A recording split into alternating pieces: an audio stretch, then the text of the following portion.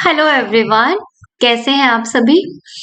तो काफी दिनों बाद हम वीडियो लेकर आए हैं। कुछ दिनों से मेरी तबीयत ठीक नहीं थी, तो इसलिए मैं वीडियो रिकॉर्ड नहीं कर पाई आप लोगों के लिए। So sorry for that. But अभी हम फिर से अपनी वही जीएसआई प्रीलिम्स की सीरीज को कंटिन्यू करेंगे। तो अभी तक हम अगर पीवाईक्यूज में बात करें तो हम एनालिटिकल केमिस्ट्री के सभी पीवाईक्यूज को डिस्कस कर चुके हैं। उसके बाद मैंने इलेक्ट्रोकेमिस्ट्री के भी 2 साल के पीवाईक्यूज डिस्कस किए थे। अभी मैं इस वीडियो में डिस्कस करने वाली हूँ सॉल्यूशन एंड कॉलिगेटिव प्रॉपर्टीज के पीवाईक्यूज। काफी लोगों ने मुझे बोला है इस टॉपिक से रिलेटेड डिस्कस करने के लिए, तो पहले मैं ये टॉपिक लेकर आई हूँ। ठीक है, इसके बाद हम थर्मोडायनेमिक्स कवर करेंगे। दोस्तों, आई होप आप सभी की प्रिपरेशन अच्छी जा रही है। अभी आप में से कुछ लोगों ने पेटेंट का एग्जाम भी दिया था, तो उम्मीद करती हूँ कि आप सभी का एग्जाम अच्छा गया होगा। एंड अभी गेट का एग्जाम भी आने वाला है और उसके बाद जीएसआई प्रीलिम्स है, तो बैक टू बैक बहुत सारे एग्जाम्स हो गए हैं। बट आप लोग मैनेज कर लेंगे क्योंकि ऑलमोस्ट तीनों का सिलेबस सेम ही है, बहुत ज्यादा डिफरेंस नहीं होता है। कॉन्सेप्ट वही है, टॉपिक्स वही है, सब्जेक्ट वही है। ठीक है, बस पेपर अलग अलग है, तरीका थोड़ा अलग अलग है पेपर का। ठीक है, बाकी चीजें वही है घूम फिर के। ओके, तो आइए दोस्तों, अभी हम डिस्कस करते हैं सॉल्यूशन एंड कॉलिगेटिव प्रॉपर्टीज के 2023 के प्रीवियस ईयर के क्वेश्चंस। तो दोस्तों 2023 में 7 क्वेश्चंस आए थे सॉल्यूशन एंड कॉलिगेटिव प्रॉपर्टीज से। इस टॉपिक में क्या होता है ना दोस्तों कि हम एमएससी लेवल पे आके इस टॉपिक को नहीं पढ़ते हैं। ठीक है, तो हम हम भूल जाते हैं इस टॉपिक के बारे में, हमें नहीं पता होता है। आप में से कुछ लोग टीचिंग में होंगे तो वो तो बहुत इजीली इसको कर लेंगे। ठीक है, जो लोग सिर्फ एमएससी के बाद इसकी तैयारी कर रहे हैं तो थोड़ा सा इस टॉपिक में उनको इश्यू आता है क्योंकि हम इसके टच में नहीं होते हैं। तो आज क्वेश्चंस के थ्रू हम काफी कॉन्सेप्ट डिस्कस करेंगे सॉल्यूशन एंड कॉलिगेटिव प्रॉपर्टीज के। तो आइए 7 क्वेश्चंस के थ्रू हम 7 कॉन्सेप्ट डिस्कस करते हैं। तो क्वेश्चन नंबर 1 में आप देख सकते हैं क्या पूछा है। Consider the following table regarding Henry's law constant values for N2 and O2 gas in water at different temperature. N2 और O2 गैस के लिए डिफरेंट टेम्परेचर पे हेनरीज लॉ कांस्टेंट का डेटा दिया हुआ है दोस्तों। ठीक है, और आपको इन चारों में से बताना है कौन सी स्टेटमेंट सही है। तो इसको सॉल्व करने से पहले मैं आपको थोड़ा सा हेनरीज लॉ के बारे में 1-2 पॉइंट्स बता देती हूँ। वो अगर आपको पता है तो आप इजीली इस क्वेश्चन को सॉल्व कर लेंगे। तो दोस्तों, अकॉर्डिंग टू हेनरीज लॉ आपको एक इक्वेशन मिलती है, P gas is equal to KH into X gas. What is P gas? Partial pressure of gas. What is KH? Henry's law constant. What is X gas? Mole fraction of gas present in the solution. तो दोस्तों, जितनी ज्यादा mole fraction present होगी gas की solution के अंदर, solvent के अंदर, दैट मीन्स उतनी ज्यादा गैस सॉल्वेंट में क्या है, डिसॉल्व है। राइट, तो इसका मतलब मैं बोल सकती हूँ कि जो एक्स है वो बेसिकली क्या रिप्रेजेंट कर रहा है, सोलुबिलिटी को रिप्रेजेंट करता है। जितनी ज्यादा सोलुबिलिटी होगी उतनी ज्यादा मोल फ्रैक्शन होगी। ठीक है, ओके। अब दोस्तों आप देख सकते हैं यहाँ पे हम क्या इंक्रीज कर रहे हैं, टेम्परेचर इंक्रीज कर रहे हैं। तो बेसिकली हम बात कर रहे हैं किस पे, कांस्टेंट प्रेशर पे बात कर रहे हैं। किस पे बात कर रहे हैं, कांस्टेंट पी गैस पे बात कर रहे हैं। ठीक है, तो जब हम गैस का प्रेशर कांस्टेंट रखते हैं बट हम टेम्परेचर को चेंज करते हैं तो क्या होता है दोस्तों। तो इधर देखिए ध्यान से, आप टेबल से देख सकते हैं N2 का जब टेम्परेचर इंक्रीज कर रहे हो 293 से 303, तो KH की वैल्यू क्या हो रही है दोस्तों, इंक्रीज हो रही है। सिमिलरली O2 का जब आप टेम्परेचर इंक्रीज कर रहे हो तो वहां पर भी KH की वैल्यू क्या हो रही है दोस्तों, इंक्रीज हो रही है। तो ये तो क्लियर है कि अगर हम टेम्परेचर को इंक्रीज करते हैं तो हेनरीज लॉ कांस्टेंट इंक्रीज होता है। राइट, बट हम किस पे बात कर रहे हैं, कांस्टेंट पी गैस पे बात कर रहे हैं। इसका मतलब आपको ये जो लेफ्ट हैंड साइड है पी गैस, ये क्या रखनी है, कांस्टेंट रखनी है। दोस्तों अगर पी गैस कांस्टेंट है लेकिन KH टेम्परेचर इंक्रीज करने से इंक्रीज हो रहा है तो सोलुबिलिटी क्या होगी, टेम्परेचर इंक्रीज करने से डिक्रीज होगी ना। देखो लेफ्ट हैंड साइड कांस्टेंट है, इसका मतलब राइट हैंड साइड भी कांस्टेंट होनी चाहिए, उसमें भी कोई फर्क नहीं पड़ना चाहिए टेम्परेचर इंक्रीज करने से, हाँ या ना। तो दोस्तों वो कब होगा, वो फर्क कब नहीं पड़ेगा, जब उसमें से एक वैल्यू इंक्रीज होगी दूसरी वैल्यू डिक्रीज होगी, राइट। दोस्तों टेम्परेचर इंक्रीज करने से केएच इंक्रीज होता है, लेकिन जो एक्स गैस है, जो सॉल्युबिलिटी है, वो क्या होती है, डिक्रीज होती है। तभी पी गैस क्या रहेगा, कांस्टेंट रहेगा। ये बात समझ में आई आप लोगों को, क्योंकि लेफ्ट हैंड साइड कांस्टेंट है तो हमें राइट हैंड साइड को भी तो कांस्टेंट रखना है। तो दोस्तों एक वैल्यू डिक्रीज हो रही है, दूसरी वैल्यू इंक्रीज हो रही है, तो दोनों का प्रोडक्ट जो है वो क्या रहता है, कांस्टेंट रहता है विद इंक्रीज इन टेम्परेचर। तो यहां से आपको ये बात समझ में आ गई होगी कि टेम्परेचर इंक्रीज करने से हेनरीज लॉ कांस्टेंट इंक्रीज होगा बट सॉल्युबिलिटी डिक्रीज होगी। That means solubility is inversely proportional to values of rate Henry's law constant, या मैं बोल सकती हूँ टेम्परेचर, हाँ या ना। किस पे बात कर रहे हैं, कंडीशन क्या है, कंडीशन ये है कि जो प्रेशर है वो क्या है, कांस्टेंट है। एट अ गिवन प्रेशर हम बात कर रहे हैं, एट अ गिवन प्रेशर हम बात कर रहे हैं, प्रेशर कांस्टेंट है गैस का, ठीक है। यहां तक बात क्लियर है, ओके फाइन। तो ये तो बात अब हमें समझ में आ गई कि solubility decreases with increase in temperature, या मैं उल्टा बोल सकती हूँ solubility increases with decrease in temperature. तो ऑप्शन ए में दिया हुआ है solubility decreases with decrease in temperature, ये तो गलत है। ऑप्शन बी में दिया हुआ है solubility decreases with decrease in temperature, ये भी गलत है। ऑप्शन सी में दिया हुआ है solubility increases with decrease in temperature, ये इनवर्सली प्रोपोर्शनल होगा, ये सही है। और ऑप्शन डी में भी यही दिया हुआ है। अब दोस्तों ये तो क्लियर है कि ए और बी नहीं हो सकता। अब आते हैं सीओडी में। तो सीओडी में अब डिफरेंस क्या है, डिफरेंस ये है कि सी में दिया हुआ है कि जो N2 है वो ज्यादा सोलुबल है O2 से, और डी में दिया हुआ है कि जो O2 है वो ज्यादा सोलुबल है N2 से। तो कौन ज्यादा सोलुबल होगी, तो आप वैल्यूज देख सकते हैं दोस्तों। आप देखेंगे KH की वैल्यू, तो N2 के लिए KH ज्यादा है, और KH ज्यादा मतलब सोलुबिलिटी कम, हाँ या ना। इसका मतलब N2 is less soluble then O2। दूसरा दोस्तों मान लो ये, हाँ तो चलो KH का डेटा गिवन है तो मैं बता पा रही हूँ, मान लो KH गिवन नहीं होता और मैंने आपसे पूछा होता बताओ N2 ज्यादा सोलुबल होगी या O2 पानी में, तो देखो N2 और O2 दोनों के साथ मतलब बहुत ज्यादा ऐसा कोई स्ट्रॉन्ग फोर्सेस तो है नहीं पानी के साथ, कोई ना तो हाइड्रोजन बॉन्डिंग हो रही है ना कुछ ऐसा हो रहा है, राइट। तो इस केस में हम वैंडरवॉल्स फोर्सेस की बात करता है, और वैंडरवॉल फोर्सेस के लिए हम क्या चेक करते हैं दोस्तों, मोलर मास चेक करते हैं। क्या चेक करते हैं, मोलर मास चेक करते हैं, ठीक है। तो हम क्या बोलते हैं, higher the molar mass higher the solubility. Means मैंने क्या बोला, जब ना तो कोई हाइड्रोजन बॉन्डिंग हो सॉल्वेंट के साथ गैस की, ना कोई पर्टिकुलर कोई बॉन्ड फॉर्म हो रहा हो, कोई और बॉन्ड भी नहीं हो, आयनिक बॉन्डिंग कोई भी बॉन्ड नहीं बन रहा है वहां पे, ठीक है। तो उस केस में सोलिबिलिटी कैसे चेक करेंगे, बेसिकली नॉन पोलर गैसेस हैं, N2O2 ऐसी गैसेस नॉन पोलर गैसेस हैं। तो इस केस में हम सोलिबिलिटी को कैसे कंपेयर करेंगे, मोलर मास से कंपेयर करेंगे। जितना ज्यादा मोलर मास होता है उतने ज्यादा वैंडरवॉल्स फोर्सेस होते हैं, एंड वैंडरवॉल फोर्सेस ज्यादा होंगे तो सोलिबिलिटी ज्यादा होगी। उतनी ज्यादा गैस क्या करेगी, सॉल्वेंट के साथ अट्रैक्ट होगी या इंटरेक्ट करेगी, उतनी ज्यादा सोलुबल होगी, ठीक है। तो higher the molar mass higher the solubility. तो O2 का मोलर मास ज्यादा है, that means O2 is more soluble, ठीक है। तो ये हम कब यूज करेंगे, जब KH का डेटा गिवन ना हो, बट यहाँ पे तो KH का डेटा गिवन है तो KH ज्यादा सोलुबिलिटी कम, क्लियर है। That means O2 is more soluble than N2। तो कौन सा ऑप्शन सही है दोस्तों, option D is correct, option D is correct. यहाँ पे मैं एक पॉइंट और बताना चाहूंगी, किसके regarding, just a second, KH के बारे में मैं एक पॉइंट बताना चाहूंगी जो कि इंपॉर्टेंट है, आपको पता होना चाहिए, एग्जाम में आ सकता है। वो ये है दोस्तों कि जो KH है, KH की जो वैल्यू है वो किस पे डिपेंड करती है, गैस लिक्विड पेयर पे डिपेंड करती है कि कौन सी गैस कौन से लिक्विड में डिसॉल्व कर रही हो, ठीक है। गैस लिक्विड पेयर पे डिपेंड करती है, डिफरेंट गैस लिक्विड पेयर के केस में डिफरेंट KH की वैल्यू होगी, ठीक है ना। तो please remember KH depend on the gas liquid pair, okay.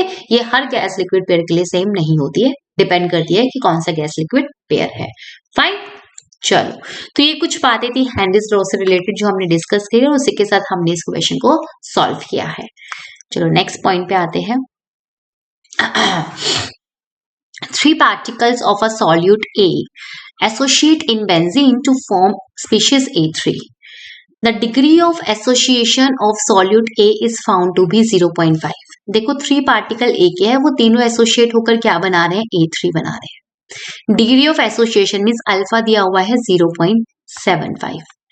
दोस्तों इन केस ऑफ एसोसिएशन, ये एसोसिएशन हो रहा है, वेंडो फैक्टर का फॉर्मूला क्या होता है, 1+1/n-1 इंटू अल्फा। किस केस में, इन केस ऑफ एसोसिएशन। और अगर यहीं पर डिसोसिएशन की बात करते तो डिसोसिएशन के केस में वेंडो फैक्टर का फॉर्मूला क्या होता है, 1+n-1 इंटू अल्फा। ठीक है, लेकिन यहाँ पे हम किसकी बात कर रहे हैं, एसोसिएशन की बात कर रहे हैं। फाइन। एंड दोस्तों एसोसिएशन के केस में ये जो n होता है वो क्या होता है, n क्या होता है, डिपेंड करता है क्या बन रहा है। अगर डाइमर बनेगा तो n की वैल्यू 2 होगी, ट्राइमर बनेगा तो n की वैल्यू 3 होगी, टेट्रामर बनेगा तो n की वैल्यू 4 होगी, पेंटामर बनेगा तो n की वैल्यू 5 होगी। तो इस तरीके से n की वैल्यू यहाँ पे डिफाइन होती है इन केस ऑफ एसोसिएशन। ठीक है, तो दोस्तों यहाँ पे क्या बन रहा है, ट्राइमर बन रहा है, तो n की वैल्यू 3 है, अल्फा गिवन है, तो हम क्या निकाल सकते हैं, वेंटो फैक्टर निकाल सकते हैं, 1+1/3 - 1 इंटू 0.75। यहाँ से आप क्या निकालेंगे, वेंटो फैक्टर निकालेंगे। तो उसे यहाँ से वेंटो फैक्टर निकालेंगे ना, तो वेंटो फैक्टर की वैल्यू आएगी 0.5। सॉल्व कर लेना इसे, कितनी आएगी वेंटो फैक्टर की वैल्यू, 0.5 आएगी। ठीक है, फाइन। अब हम बात करते हैं आगे। आगे क्या दिया हुआ है, the freezing point of benzene. Benzene यहाँ पर क्या है, सॉल्वेंट है, तो सॉल्वेंट का, प्योर सॉल्वेंट का freezing point and its freezing point depression constant are 5.5 degree Celsius and 5.0 kelvin kg per mole respectively. The freezing point of 0.25 molar solution of A will be. दोस्तों आपने depression of freezing point का formula देखा होगा, delta TF बराबर क्या होता है, IKF into M। What is M? Molality. What is KF? Depression constant. तो KF की वैल्यू गिवन है 5.0 केल्विन kg पर मोल, मोलालिटी की वैल्यू गिवन है 0.25, वेंटो फैक्टर हम निकाल चुके हैं 0.5, हाँ या ना। तो I भी है, KF भी है, M भी है। डेल्टा TF क्या होता है, T0F minus TF। What is T0F? T0F होता है प्योर सॉल्वेंट का फ्रीजिंग पॉइंट। तो यहाँ पे प्योर सॉल्वेंट मतलब बेंजीन, और बेंजीन का फ्रीजिंग पॉइंट क्या दिया हुआ है, 5.5 degree Celsius. You have to find TF। What is TF? Freezing point of solution. तो आपको फ्रीजिंग पॉइंट ऑफ सॉल्यूशन निकालना है, तो यहाँ पे वैल्यूज पुट कर देते हैं। T0F है 5.5, TF आपको निकालना है, I है 0.5, KF 5, मोलालिटी है 0.25। ठीक है, तो इन सब वैल्यूज को आप पुट कर देंगे, सॉल्व करेंगे, तो यहाँ से जो TF आएगा वो आ जाएगा सॉल्व करने पे 4.9 डिग्री सेल्सियस। क्लियर है, तो option B is correct. Fine. Units का ध्यान रखना दोस्तों, मोलालिटी मोलल में ही होगी यहाँ पे, जो ऑलरेडी मोलल में गिवन है। ठीक है, मैं यूनिट्स को एक बार बता देती हूँ, मोलालिटी मोलल में होती है एंड डिप्रेशन फ्रीजिंग कांस्टेंट की यूनिट क्या होती है, केल्विन kg पर मोल, SI यूनिट है, उसी में ही ऑलरेडी गिवन है। वेंटो फैक्टर की कोई यूनिट नहीं होती है, इट इज यूनिटलेस। ओके, रही बात डेल्टा TF में T0F और TF की, तो दोस्तों ये डिफरेंस है, डिफरेंस अब डिग्री सेल्सियस में ले या केल्विन में ले कोई फर्क नहीं पड़ता है, सेम ही वैल्यू आती है। ठीक है, तो आप ऐसे कंफ्यूज नहीं हो रहे हैं कि मैम यहाँ पर तो KF में केल्विन था और इधर आपने 5.5 पुट कर दिया। अरे भाई डिफरेंस ले रहे हैं, या तो आप 273 ऐड कर डिफरेंस ले लो, या आप बिना ऐड करे डिफरेंस। जैसे मैं आपको बता देती हूँ, इधर देखिए, इधर देखिए, मैं एक सिंपल सी एग्जांपल लेके आपको बताती हूँ। जस्ट अ सेकेंड, मैं इसको इरेज कर देती हूँ। इधर देखो, मान लो मुझे 5 डिग्री सेल्सियस और 10 डिग्री सेल्सियस, दो टेम्परेचर गिवन है T1 और T2। दोनों के बीच का डिफरेंस कितना है? मैंने इसको केल्विन में कन्वर्ट नहीं किया, डिफरेंस कितना है? 5 डिग्री सेल्सियस है। नहीं मैम हम तो केल्विन में कन्वर्ट करके डिफरेंस निकालेंगे, कन्वर्ट कर लो। 5 डिग्री सेल्सियस केल्विन में कितना आएगा? 278 केल्विन, और 10 डिग्री सेल्सियस केल्विन में कितना आएगा? 283 केल्विन। अब ले लो डिफरेंस, अभी भी कितना आ रहा है? 5 केल्विन ही तो आ रहा है, हाँ है ना। तो दोस्तों डिफरेंस लेते वक्त आपको चेंज करने की जरूरत नहीं है, वैल्यू सेम ही आती है। क्लियर? चलो फाइन। तो यही था डिप्रेशन इन फ्रीजिंग पॉइंट का क्वेश्चन। आई होप आपको यहाँ से समझ में आएगा। यहाँ पे हमने बेंटो फैक्टर की भी बात की है, क्या फॉर्मूला होता है और क्या एन की वैल्यू होती है। ठीक है, चलो नेक्स्ट पे आते हैं। An aqueous solution of K2SO4 of 0.004 molar concentration is isotonic with 0.01 molar aqueous solution of glucose. The degree of dissociation of K2SO4 will be. दोस्तों आइसोटोनिक का मतलब होता है सेम ऑस्मोटिक प्रेशर। दो सॉल्यूशंस अगर आइसोटोनिक है दैट मीन्स उन दोनों का ऑस्मोटिक प्रेशर क्या है? सेम है। Pi of K2SO4 solution is equal to pi of glucose solution. Clear है यहाँ तक? What is pi? Pi is osmotic pressure. क्या होता है pi का फॉर्मूला? I1 C1 RT। ये किसके लिए लिया हमने? K2SO4 के लिए लिया है। किसके बराबर होगा? I2 C2 RT, किसका? ग्लूकोज का। यहाँ तक क्लियर है? आर तो गैस कांस्टेंट है, सेम होगा, कैंसिल आउट कर दीजिए। टेम्परेचर की यहाँ पे कोई बात ही नहीं है, दैट मींस टेम्परेचर दोनों का सेम है, तो उसको भी हम कैंसिल आउट कर देते हैं। बचा क्या? वेंटो फैक्टर और कॉन्सेंट्रेशन। C1 C2 क्या है? मोलैरिटी है। ठीक है, ओके। अब मैं यहाँ पे पहले I1 की बात करूंगी, I1 और I2 की। दोस्तों ग्लूकोज के लिए glucose, sucrose, fructose sorry, ethylene glycol, इन सब का सॉल्वेंट में डिसॉल्व करने पे ना तो एसोसिएशन होता ना ही डिसोसिएशन होता। क्या क्या नाम लिए? ग्लूकोज, फ्रुक्टोज, सुक्रोज, इथिलीन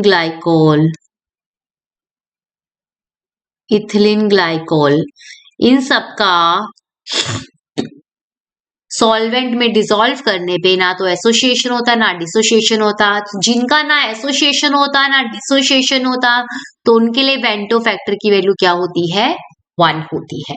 इसका मतलब ग्लूकोज के लिए वेंटो फैक्टर की वैल्यू क्या होगी दोस्तों? 1 होगी। That means I2 is 1। C2 glucose की मोलारिटी कितनी गिवन है? 0.01। अब बात करते हैं हम K2SO4 की। तो K2SO4 को अगर आप पानी में डिसॉल्व करोगे तो क्या होगा? K2SO4 डिसोशिएट होगा। किस में डिसोशिएट होगा K2SO4? K2SO4 से दो तो आपको K+ आयन मिलेंगे और एक क्या मिलेगा? SO4 2- मिलेगा। तो कितने आयन्स मिले डिसोशिएट होने पर? 3 आयन मिले। तो N की वैल्यू दोस्तों यहाँ पे 3 होगी। मैंने अभी आपको लास्ट क्वेश्चन में बताया था कि वेंटो फैक्टर कैसे निकालते हैं? In case of dissociation 1 + n-1 into alpha. ठीक है, n कितना है? यहाँ पे 3 है। n क्या होता है? कितने आयंस मिल रहे हैं डिसोसिएशन पर। तो यहाँ पे कितने आयंस मिल रहे हैं डिसोसिएशन पर? 3 मिल रहे हैं। तो 3 - 1 कितना हो जाएगा? 2 हो जाएगा। तो 1 + 2 अल्फा। तो ये आ गई दोस्तों I1 की वैल्यू। अब आपको अल्फा निकालना है। क्वेश्चन में क्या पूछा है? Degree of dissociation of K2SO4। You have to find alpha. तो इसको यहाँ पे पुट कर दीजिए। 1 + 2 अल्फा। C1 कितना है? 0.004। I2 is 1, C2 is 0.01। तो दोस्तों इसे हम सॉल्व करेंगे तो सॉल्व करने पर ये जो वैल्यू आती है वो आएगी अल्फा की 0.75। दैट मीन्स कितना % डिसोसिएशन हो रहा है? 100 से मल्टीप्लाई कर दीजिए। 75% डिसोसिएशन हो रहा है। किसका? K2SO4 का। क्लियर है? तो कौन सा ऑप्शन सही है दोस्तों? यहाँ पे option C is correct. Fine. तो यहाँ पे हमने वेंटो फैक्टर की भी बात करी, ऑस्मोटिक प्रेशर की भी बात करी और किन किन के लिए I की वैल्यू 1 होती है उसकी भी बात करी।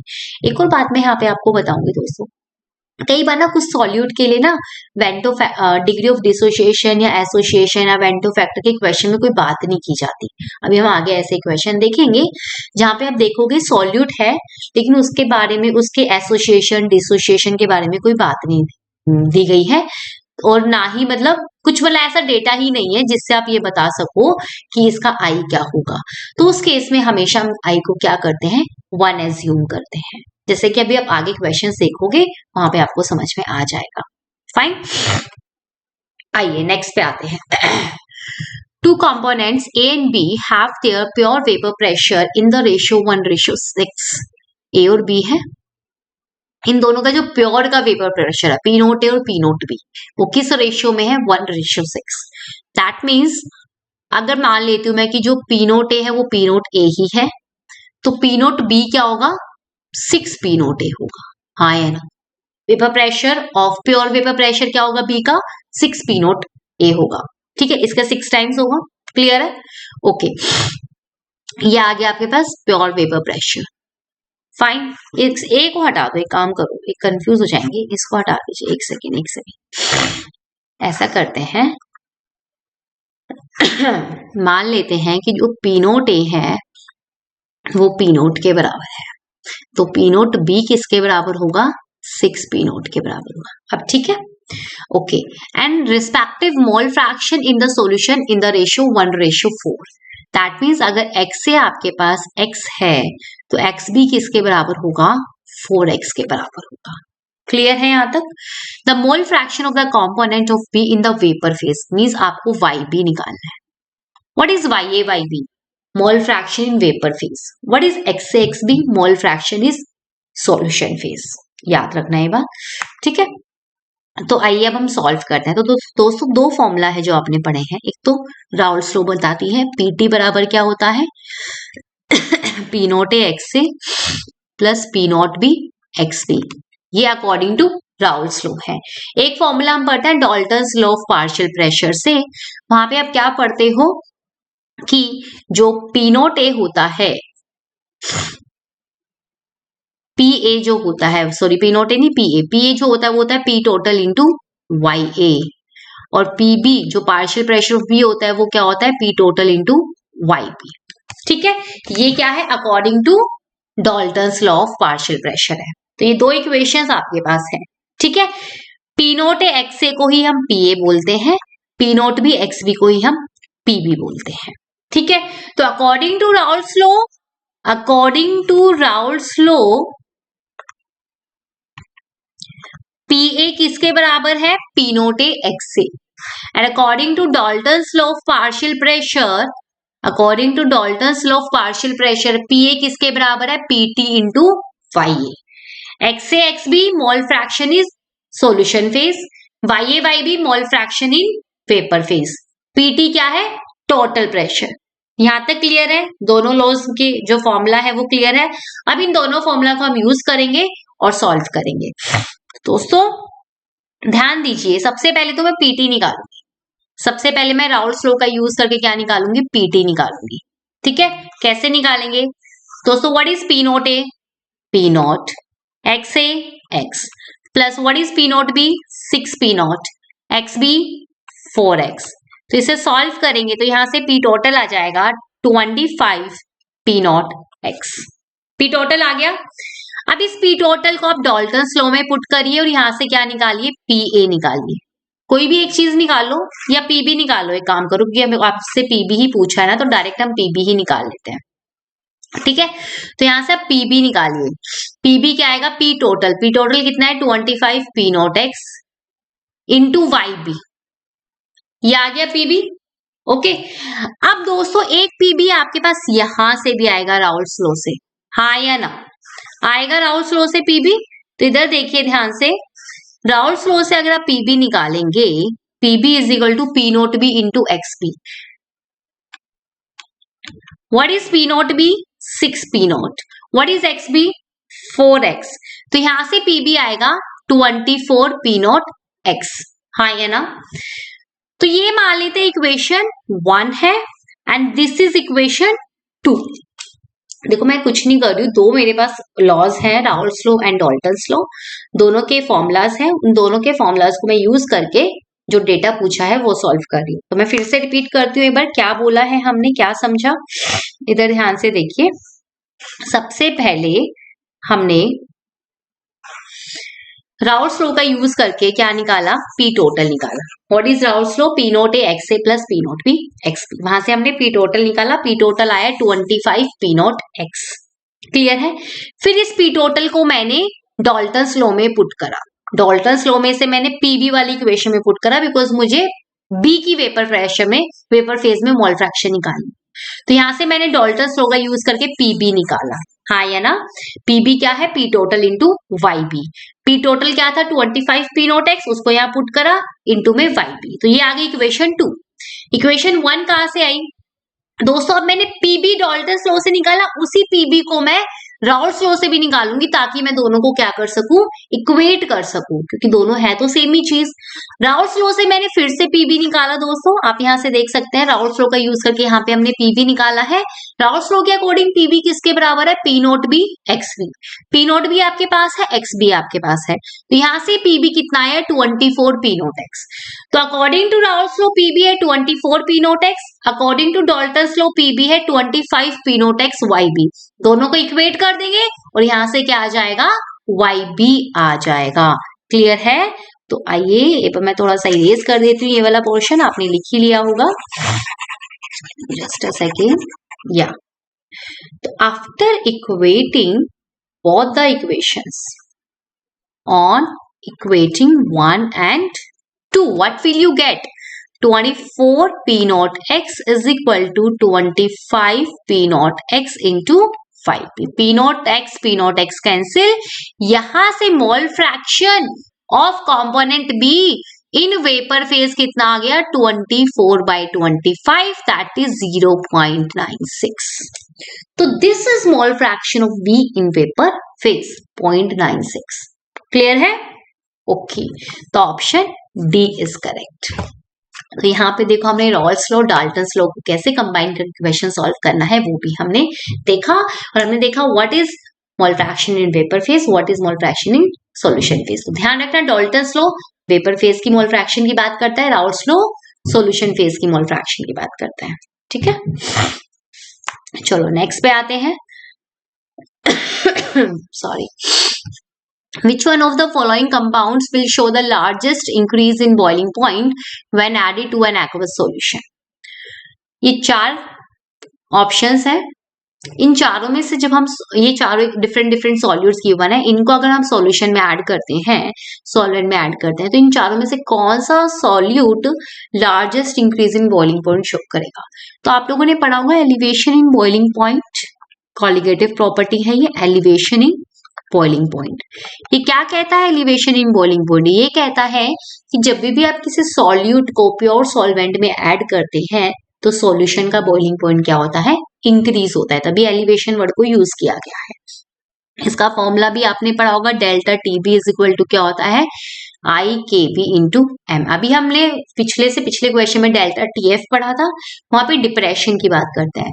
तो दोस्तों फ्रीजिंग पॉइंट हमेशा क्या होता है, कम होता है सॉल्यूट के ऐड करने से प्योर सॉल्वेंट में, और बॉइलिंग पॉइंट क्या होता है, इंक्रीज होता है। ठीक है, और यहाँ पे डेल्टा टीबी को हम क्या लिखते हैं, TB minus T naught B I K B into M. ठीक है, थोड़ा सा मैं इसको एक्सप्लेन करूं तो टीबी तो सॉल्यूशन का बॉइलिंग पॉइंट है, T naught B pure solvent का बॉइलिंग पॉइंट है, आई वेंटो फैक्टर है, K B elevation boiling constant है, एम इज मोलैलिटी। ठीक है, क्लियर है यहां तक। ओके, तो दोस्तों के बी तो कांस्टेंट है, अगर सॉल्वेंट सेम होता है, केबी सिर्फ और सिर्फ किस पे डिपेंड करता है, केबी डिपेंड्स ऑन सॉल्वेंट। अगर सॉल्वेंट सेम है तो केबी भी क्या होगा, सेम होगा। तो दोस्तों इन चारों केस में सॉल्वेंट तो क्या है, वाटर, एक्वस सॉल्यूशन का मतलब क्या है, पानी। ठीक है, तो इन चारों केस में सॉल्वेंट कौन है, वाटर है, दैट मीन चारों केस में केबी तो सेम है। तो डिफरेंट क्या है चारों केस में, वेंटो फैक्टर और मोलैलिटी। मोलैलिटी क्यों डिफरेंट है, बिकॉज मोल्स दिए हुए हैं। ठीक है, तो दोस्तों यहाँ पे मैं देखिए ध्यान से डेल्टा टीबी को लिखूंगी is directly proportional to I into, मैं K भी नहीं ले रही बिकॉज वो कांस्टेंट है, मोलैलिटी को क्या लिख सकते हैं, moles by weight of solvent, यही होता है ना weight of solvent in KG, moles of solute, moles किसके हैं, सॉल्यूट के हैं। अब वेट ऑफ सॉल्वेंट भी तो चारों में सेम है, तो उसको भी मैं यहाँ से हटा सकती हूँ, क्योंकि चारों में सॉल्वेंट सेम है तो वेट ऑफ सॉल्वेंट भी सेम है, तो उसको भी मैंने यहाँ से हटा दिया। तो बेसिकली यहाँ पे अगर हम बात करेंगे तो डेल्टा टीबी किसके डायरेक्टली प्रोपोर्शनल है, van't Hoff factor into moles of solute. Clear है यहां तक बात, delta TB is directly proportional to I into moles of solute. अब मोल्स की भी अगर मैं बात करूं तो पहले 3 में तो मोल सेम है, 4th में अलग है चलो छोड़ो, अभी बेसिकली इन दोनों का प्रोडक्ट हमें निकालना है 4 ऑप्शंस में, तो एक एक करके बात करते हैं। ए में मोल्स कितने हैं, 2, what is went Hoff factor, तो दोस्तों यहाँ पे सब में डिसोसिएशन होगा, आपको पता है MgSO4 किस में टूटेगा, Mg2 प्लस SO4 2 माइनस में, कितने नंबर ऑफ आयंस मिल रहे हैं, 2 मिल रहे हैं। डिसोसिएशन के केस में I का फॉर्मूला क्या होता है, 1 plus n minus 1 into alpha. Ma'am alpha तो गिवन है ही नहीं चारों में किसी में, तो दोस्तों अगर अल्फा के बारे में कुछ भी बातें नहीं दी हुई है तो व्हाट वी विल एज्यूम कि ये सारे के सारे स्ट्रॉन्ग इलेक्ट्रोलाइट है और चारों के लिए अल्फा क्या होगा, 1 होगा। गिवन है तो लिखेंगे, नहीं गिवन है तो 1 एज्यूम करेंगे। क्लियर, तो यहाँ पे अल्फा 1 एज्यूम करेंगे चारों केस में, तो अल्फा को 1 पुट करेंगे तो ये आ जाएगा 1 प्लस n माइनस 1, 1 से 1 कैंसिल, तो बेसिकली चारों ही केस में I किसके बराबर है, n के बराबर है, हाँ या ना, n क्या है, number of ions obtained after dissociation, हाँ या ना, तो MgSO4 से कितने आयन मिलेंगे, 2, तो I 2, तो 2 इंटू 2 4। कैल्शियम हाइड्रोक्साइड में मोल्स कितने हैं, 2, कैल्शियम हाइड्रोक्साइड से कितने आयंस मिलेंगे, 3, एक कैल्शियम 2 प्लस 2 OH माइनस, हाँ या ना, तो n कितना है, 3, तो वेंटो फैक्टर भी 3, 3 इंटू 2 6। NaCl में मोल्स 2, वेंटो फैक्टर कितना है NaCl में, 2, क्योंकि NaCl से कितने आयंस मिल रहे हैं, 2 ही तो मिल रहे हैं, Na प्लस और Cl minus, 2 into 2 4। Last calcium chloride में मोल्स 1 है और कितने आयंस मिलेंगे, 3 मिलेंगे, तो वेंटो फैक्टर 3, तो 1 इंटू 3 3। क्लियर है तो दोस्तों चारों ही केस में हमने अल्फा को 1 माना है, क्योंकि कुछ भी डेटा गिवन नहीं है अल्फा से रिलेटेड, तो अल्फा 1 होता है तो वेंटो फैक्टर n के बराबर होता है। ठीक है, n क्या होता है, number of ions obtained after dissociation, तो हमने चारों में आयंस देखे कितने कितने मिलेंगे, वही क्या है, वेंटो फैक्टर है। फिर हमने क्या किया दोस्तों, हमने वेंटो फैक्टर और number of moles of solute को मल्टीप्लाई किया, उनका प्रोडक्ट लिया, तो प्रोडक्ट आपके पास आ गया है, पहले में 4, दूसरे में 6, तीसरे में 4, चौथे में 3। तो जितना ज्यादा प्रोडक्ट होगा डेल्टा टी भी उतना ही तो ज्यादा होगा ना, हाँ या ना, और डेल्टा टी भी ज्यादा का मतलब उतना ज्यादा एलिवेशन, तो किसमें डेल्टा टी भी सबसे ज्यादा होगा, option B, calcium hydroxide. Clear है, तो उसमें बॉइलिंग पॉइंट सबसे ज्यादा इंक्रीज होगा, option B is correct. Clear, okay, next पे आते हैं, match the following list 1 and list 2, select the correct answer using the code given below the list sorry, list 1 में आपको कुछ सॉल्यूट्स गिवन है, लिस्ट 2 में वेंटो फैक्टर की बात की है। ओके, बात करते हैं। NaCl है सबसे पहले, NaCl डिसोशिएट करेगा, आप सभी को पता है, सॉल्वेंट में क्या बनाएगा, Na प्लस और Cl माइनस। कितने आयंस मिल रहे हैं, 2। अल्फा की वैल्यू गिवन है क्या, नो, इसका मतलब अल्फा क्या होगा यहाँ पे 1, ये स्ट्रॉन्ग इलेक्ट्रोलाइट हम एज्यूम करेंगे। तो वेंटो फैक्टर का फॉर्मूला क्या होता है, 1 plus n minus 1 into alpha, तो यहां से दोस्तों I की वैल्यू आ जाएगी 2। क्लियर है, तो NaCl के लिए I कितना है, NaCl के लिए I है 2, A का क्या आएगा 3 आएगा, तो A का 3 किस किस में है, A का 3 COD में। चलो नेक्स्ट पे आते हैं दोस्तों, नेक्स्ट क्या है, C6H12O6 ग्लूकोज। और अभी कुछ पहले, थोड़ी देर पहले ही हमने बात करी थी ग्लूकोज सुक्रोज, इथिलीन ग्लाइकोल, इनके लिए वेंटो फैक्टर क्या होता है? 1 होता है, बिकॉज ना तो ये डिसोशिएट होते ना ये एसोशिएट होते, तो ग्लूकोज के लिए क्या होगा? 1 होगा। बी का 1 किसमें है? ए और बी तो ऑप्शन पहले ही नेग्लेक्ट हो गए थे। सी और डी में 1 किसमें है? डी में है, तो पता चल गया option D is correct. Wow, हमें सी और डी तो देखना ही नहीं पड़ा, बट हम देखेंगे भाई। तो इधर देखिए, सी पे आते हैं, सी पे सॉरी, K3PO4 किस में डिसोशिएट होगा? 3K प्लस, प्लस में PO4 3 माइनस। तो कितने नंबर ऑफ आयंस है? 4।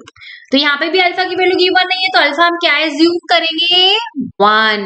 ठीक है, और जब अल्फा 1 होता है तो आई किसके बराबर होता है? n के बराबर होता है, और n 4 है तो आई भी 4। तो K3PO4 के लिए n कितना होगा? 4 हो जाएगा। दैट मीन सी का क्या आएगा? सी का 4 आएगा, जो कि सही है। और H2SO4 कितने आयंस प्रोड्यूस करेगा? H2SO4 3 आयंस प्रोड्यूस करेगा, 2H प्लस और SO4 2 माइनस। यहाँ पे भी अल्फा 1 एज्यूम करोगे तो I बराबर 1 और n I बराबर n, और n कितना है? 3 है, तो I भी 3 हो जाएगा। क्लियर है? तो I3 का मतलब डी का कौन सा ऑप्शन आएगा? डी का ऑप्शन 2 आएगा। क्लियर है? Option D is correct. तो यहाँ पर हमारा वेंटो फैक्टर का कॉन्सेप्ट भी काफी हद तक क्लियर हो जाता है। ठीक है, नेक्स्ट पे आते हैं। लास्ट क्वेश्चन है दोस्तों ये 2023 का। When 2 gram of solute X is added to 1000 ml of pure water, the vapor pressure of water is decreased by relative lowering in vapor pressure, एक कॉलिगेटिव प्रॉपर्टी पढ़ी होगी, उसी का क्वेश्चन है। P0 minus PS by P0 is equal to I into small n by capital N. Small n is moles of solute, capital N in moles of solvent.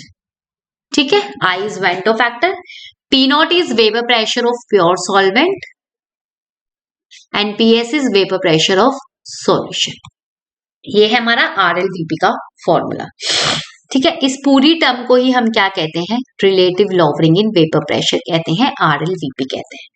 तो अगर question में RLVP पूछा है, दैट मीन्स ये पूरी term आपको निकालनी है। बट क्वेश्चन में क्या पूछा है? Vapour pressure of water is decreased bye, मतलब आपसे P0 माइनस PS पूछा है, क्या होगा? ठीक है, P0 क्या है यहाँ पे? वाटर का वेपर प्रेशर है, PS सॉल्यूशन का वेपर प्रेशर है। सॉल्यूशन किसका? X in water. X solute को किस में डिसॉल्व किया गया है? वाटर में डिसॉल्व किया है, तो सॉल्यूशन का वेपर प्रेशर है PS। ठीक है, तो दोस्तों इस इक्वेशन से P0 माइनस PS किसके बराबर आएगा? I into small n by capital N into P0। Clear है क्या? अब मैंने आपको कुछ टाइम पहले एक बात बताई थी वेंटो फैक्टर के बारे में। जब सॉलिड के बारे में कुछ डेटा गिवन नहीं है, यहाँ पे तो x लिख दिया, व्हाट इज x? नहीं पता, कुछ भी हो सकता है। तो जब सॉलिड के बारे में कुछ नहीं दिया हुआ है, ना वहां पे अल्फा की बात करी है, कुछ नंबर ऑफ आयंस की बात नहीं करी है, तो ऐसे केस में दोस्तों हम I को हमेशा क्या एज्यूम करते हैं? 1 एज्यूम करते हैं। ठीक है, I 1 हो गया। ठीक है, स्मॉल n क्या था? Moles of solute. तो मोल्स क्या होता है? Given mass by molar mass. Solute का गिवन मास कितना है? 2 ग्राम। मोलर मास क्वेश्चन में नीचे दिया हुआ है 200 ग्राम पर मोल। कैपिटल N क्या था? Moles of solvent. देखिए सॉल्वेंट की तो आपके पास दोस्तों वॉल्यूम गिवन है 1000 ml वाटर की, मोल्स कैसे निकालेंगे? दोस्तों आपको पानी की डेंसिटी पता होगी ना, क्या होती है? 1 ग्राम पर ml डेंसिटी होती है वाटर की, और वाटर की वॉल्यूम कितनी है? 1000 ml। हाँ है ना, तो डेंसिटी क्या होता है? Mass by volume. तो पानी का मास निकाल ले, क्या हो जाएगा? पानी का मास डेंसिटी इंटू वॉल्यूम, तो ये मास आ जाएगा 1000 ग्राम। किसका मास आ गया? ये पानी का। किसका आ गया? वाटर का आ गया। क्लियर है? डेंसिटी से निकाला हमने, पानी की डेंसिटी आप सभी को पता है 1 ग्राम पर ml होती है। तो मास आ गया, तो पानी का मास आ गया 1000 ग्राम। मोलर मास कितना होता है? 18 ग्राम पर मोल। तो ये आके पानी के moles. Into what is P0? Vapour pressure of pure water कितना दिया हुआ है 2.34 किलो पास्कल। सारी वैल्यूज पुट कर दी, इसे सॉल्व कर लेना। सॉल्व करने पे दोस्तों P not minus P S की जो वैल्यू आएगी वो आएगी 0.00042 किलो पास्कल। क्लियर है? तो कौन सा ऑप्शन सही है? Option B is correct. Fine, चलो बढ़िया। तो यहाँ पे दोस्तों हमारे 2023 के सॉल्यूशन एंड कॉलिगेटिव प्रॉपर्टीज के सभी क्वेश्चंस कंप्लीट होते हैं। ठीक है, तो इसी के साथ हम इस वीडियो को एंड करते हैं। नेक्स्ट वीडियो में हम 2022 के क्वेश्चंस को लेकर आएंगे सॉल्यूशन एंड कॉलिगेटिव प्रॉपर्टीज के लिए। तब तक आप ऑल द वेरी बेस्ट आप सभी को। आप अपनी अच्छे से तैयारी करिए एंड कुछ भी प्रॉब्लम है, कुछ भी आपको पूछना है तो वो आप कमेंट करिए, मैसेज करिए, मुझे बताइए। जितना मैं आपकी प्रॉब्लम को सॉल्व कर सकती हूँ उतना मैं ट्राई करूंगी। ठीक है, एंड आप चाहते हो कि किसी पर्टिकुलर चीज से मुझे वीडियो रिकॉर्ड करनी है प्रीलिम्स से रिलेटेड, जो आपको कुछ भी आपको हेल्प चाहिए तो आप मुझे बताइए, I will upload the video. Okay, चलो bye bye, take care, all the very best.